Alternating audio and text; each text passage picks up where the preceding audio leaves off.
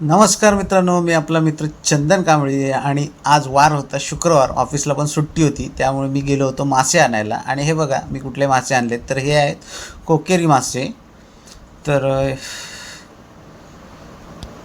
हे मी कोकण नगरवरून घेऊन आलो आहे. आज काय मी खाली जेटीवर किंवा मिरकरवाड्यात गेलो नाही. सध्या बोटी बंद असल्यामुळे माशाचं खूप शॉर्टेज आहे. 2 महिने मासेमारी, समुद्री मासेमारी बंद आहे, तर खाडीतले मासे वगैरे मिळतात.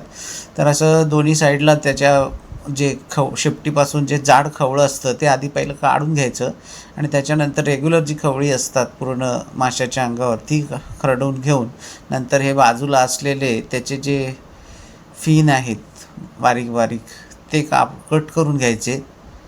आणि अशा प्रकारे हा मासा तुम्हाला दिसत असेल मी कसा साफ करतो आहे ते.